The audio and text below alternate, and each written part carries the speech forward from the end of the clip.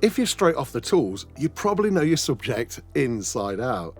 You can do it in your sleep, but planning a lesson can feel like, how do I package this knowledge so the students actually learn and make progress?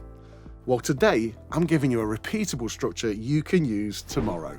It's called the Evidence First Framework, and it helps you build lessons where students keep producing proof so you can spot gaps fast and decide what to do next. This is for new FE teachers, trainers and assessors, especially if you're straight off the tools and no one's shown you how to turn this expertise into a lesson that produces evidence of learning. Most lesson planning starts with what you want to say. This starts with what students will produce. The engine of the framework is simple: teach, check, respond. You teach in small chunks, you run a prove it check, then you respond based on what the evidence tells you. Here's what this gives you. You stop guessing. Students show you proof regularly. You read it quickly, you make a confident decision in the moment, instead of realising after the lesson that half of them were lost. Here's what the lesson feels like. You begin with a short starter, then the lesson's built around short tasks, usually around 20 minutes each, and after each task you stop for a review point where students must prove learning. Then you apply the 7 to 10 rule. If 7 out of 10 can prove it, you move on. If 7 out of 10 can't prove it, you reteach and recheck. That cycle repeats until the end of the lesson. Start by waking up prior learning.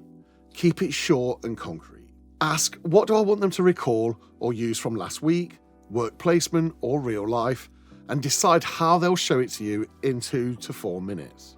Make it an output, not a discussion.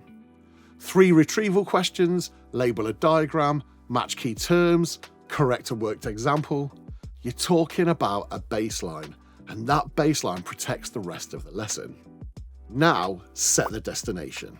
By the end, what will students have made, written, performed or completed that proves progress? Plan the finished product and what good looks like. A completed calculation set, an annotated design, a consultation sheet, a risk assessment, a paragraph using a certain structure, practical steps signed off. If you can picture the evidence, you can plan the lesson. Now comes your first task cycle. Teach the smallest chunk first. If you're straight off the tools, lean into modelling, show how an expert thinks, say what you notice and why you chose that step. Next, run I do, we do, you do. I do. You demonstrate one perfect example while they watch. We do. You do the next one together with the class, prompting the next steps as you go. And you do. They attempt the next one on their own while you circulate and catch mistakes early. Then you go straight into the first prove it check.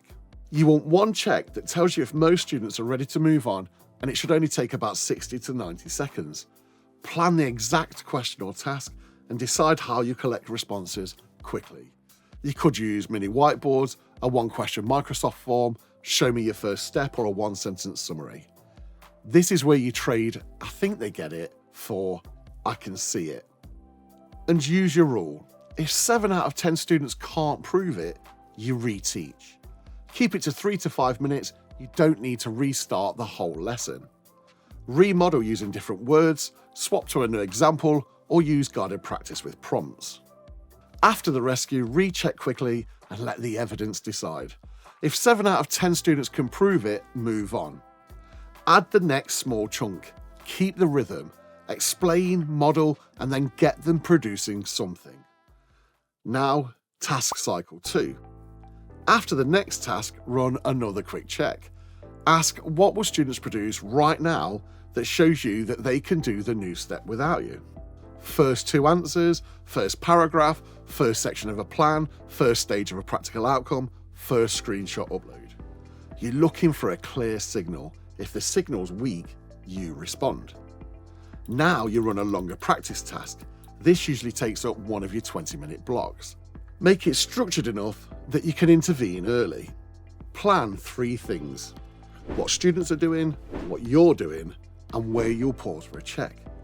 Circulate with a checklist, give live feedback, stop the room for a quick correction when you spot the same mistake, spotlight a strong example, and explain why it's strong.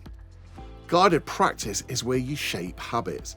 It's also where you prevent misunderstandings from settling in. Now, task cycle 3. Before they leave, students must prove it independently. Ask, how will they show independent success and how will I record it? An exit ticket, a photo of practical outcomes, an upload to Teams, a short verbal check, a quiz score screenshot. If they can do it alone, you've got the evidence you can trust. At the end of the session, you bring it all together and consolidate. Keep it short and keep it specific. Choose one reflection question and model the kind of answer you want. This could be, my biggest mistake was, and I fixed it by, or the step I need to practice is, or the rule I used was. Reflection helps them name what improved and what needs work next. Set the independent task and attach it to the next lesson. Plan the task, what good looks like, the deadline, and the checkpoint next lesson. Independent work only matters if you check it. That checkpoint makes it real. Next, watch my video on adjusting the pace of your sessions to maintain momentum, so you know exactly when to speed up, slow down, and tighten transitions without losing the room.